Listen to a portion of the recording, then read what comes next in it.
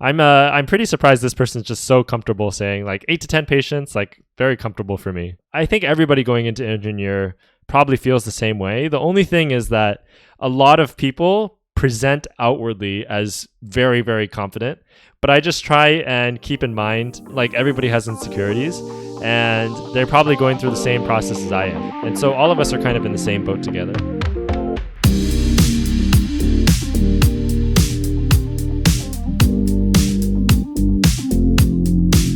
So I got an email about a week ago from the ACP, and as I was reading through what it was about, I thought it'd be really interesting to make like a reaction video to it.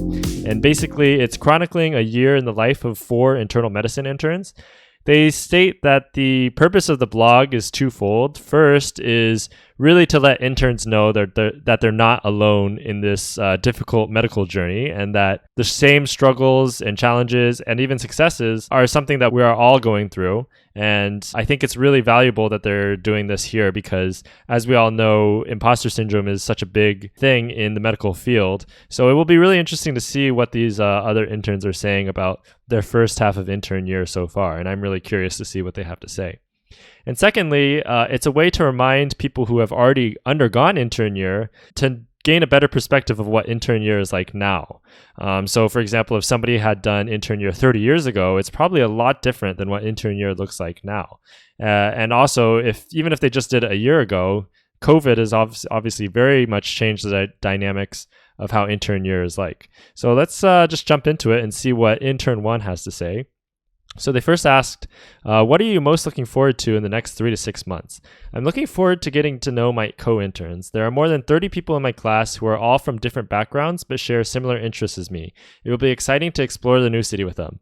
And I definitely relate to this a lot. I mean, this is a pretty generic answer, but I totally agree. I have about 30 people in my class as well, and I definitely want to get to know a lot more of them better. And while I have formed more of a core group of friends that we kind of hang out, it's mainly all on Zoom nowadays.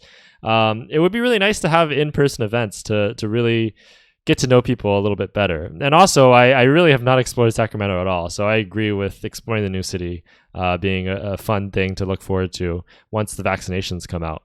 So a second question they asked is, what is a challenge you have overcome in the last 3 months? And they said, as a medical student, I was often overwhelmed when I was carrying more than 4 to 5 patients. However, recently during an inpatient rotation, I was able to carry up to 8 to 10 patients comfortably. Initially, I found it challenging. However, once you get the hang of things, it becomes less challenging. Okay.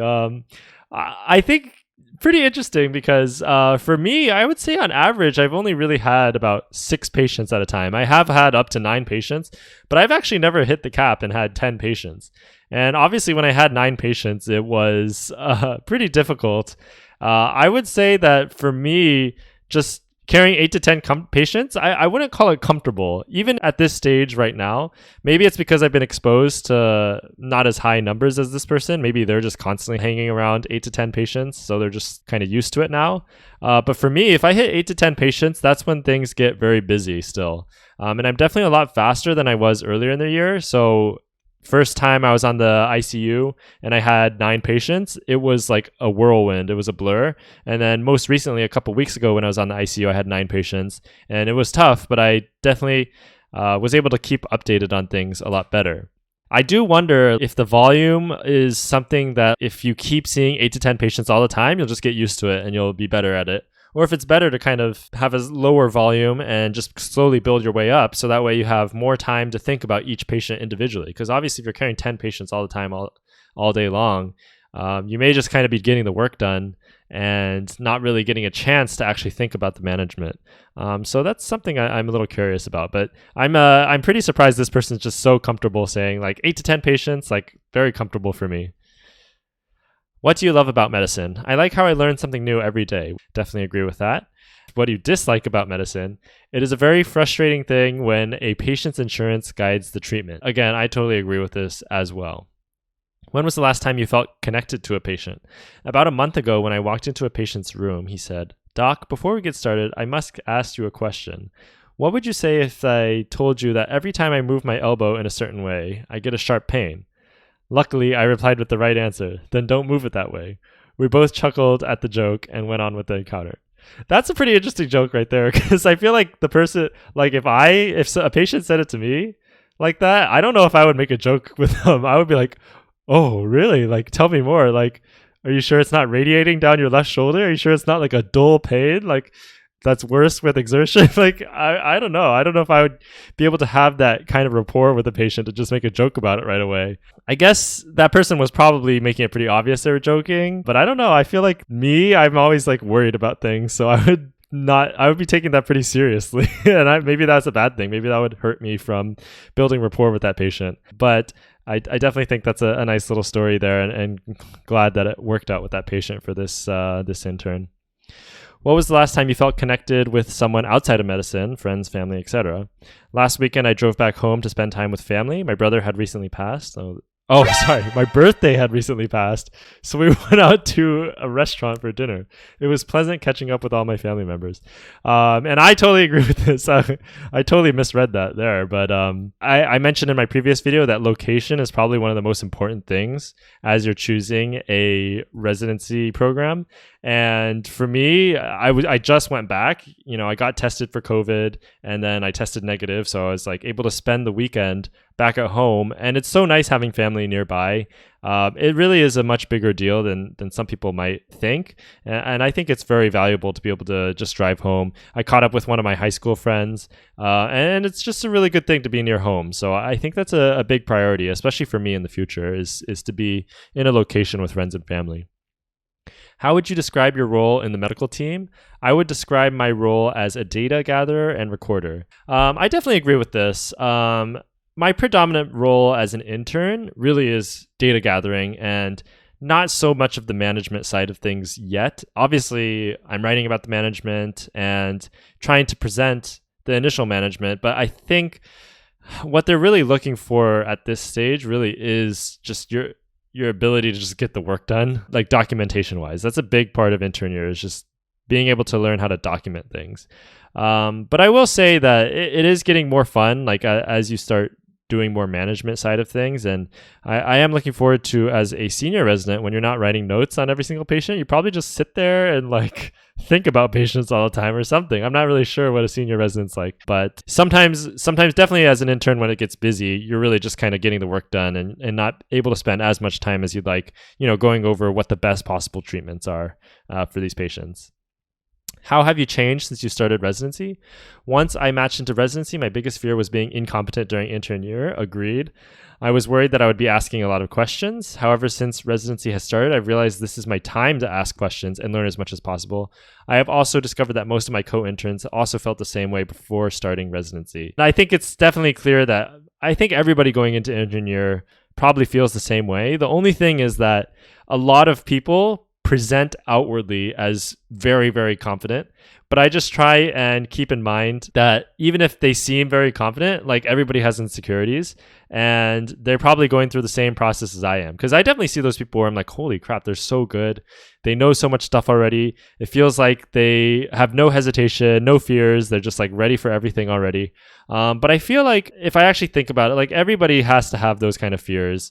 And so all of us are kind of in the same boat together. And then this part about asking questions, I've realized that this is my time to ask questions, is very true, because it's totally like in medical school. It's like you can't ask too many questions, because if you ask too many questions, you'll come across as like somebody who is bothering the team a little bit too much. And also, when you're asking too many questions, people will know your knowledge gaps. So sometimes there's an incentive to not ask a lot of questions, because if you're not asking questions, that must mean you already know it. So because you're getting evaluated and it really matters what your evaluations are, sometimes I felt personally there's a big disincentive to asking too many questions. One of the things I've been trying to work on since residency started is trying to ask more questions, but I still have that kind of thing where I like don't want to ask questions.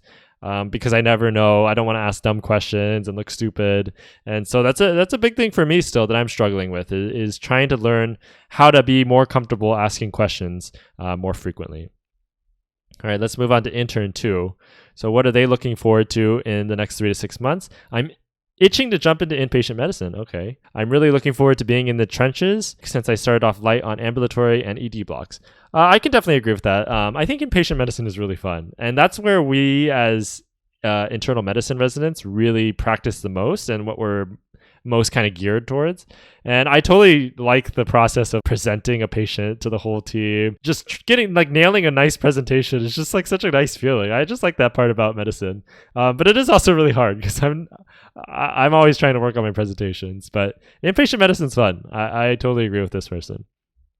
So what is a challenge you have overcome in the last 3 months? Getting my budget right was actually decently stressful. For me, that actually wasn't too big of a deal because we're actually in a pretty, not the craziest neighborhood in terms of cost. So we're actually saving a lot on our rent where me and my 2 roommates live. And it's kind of great. That's another perk of living with roommates as well, is you get a cheaper rent as well. So this person is in LA, which can be quite pricey, obviously, with rent alone exceeding a resident's monthly paycheck. So this is, again, location. Like, I loved LA. It would have been great to live there. Weather is amazing. Obviously, culture, food, friends, everything is there. But I will have to say, living in Sacramento has a big perk in that it's not nearly as expensive. And I am still waiting for UC Davis to give us a housing stipend to put us a little bit more on par with other UCs. But living in a place where there's a cheaper cost of living, I think does play a huge role in where you should choose your next residency program. Having somewhere where you're spending most of your money on rent would just suck. I honestly, I would have to say, because we're already making such little money. It would just suck to have all of it basically be going towards rent. So they were able to be lucky to find a place only a mile from the hospital. It's older with no central cooling or heat. See, this is what I'm talking about. And it's decently renovated with some new appliances and a parking spot. Okay, that's pretty legit. Parking spot in LA. What do you love about medicine? Over the years, I've also come to learn that what makes our field even greater is that you can really use it to be whatever agent of change you like, whether it's through research, advocacy, education. There are so many ways you can make a unique mark on the lives of patients and our craft. And I agree with that. I think especially going into internal medicine, I have learned that there are so many different niches that you can go into just being in internal medicine. Like, you can practice in so many different practice models, for example, community hospitals, university hospitals, private hospitals, and just do different things in them too. Like, for me, I really want to be involved in education. Right now, I think that's something I'm most interested in. I'm not interested as much in advocacy, which a lot of people are. And I am dabbling in some research, but for me, education is kind of the one that I'm kind of like leaning towards right now. So I really do think the great thing about medicine is that, yeah, we're all in internal medicine, but you still get to carve out a specific area for you to be working in, even just in your own specialty.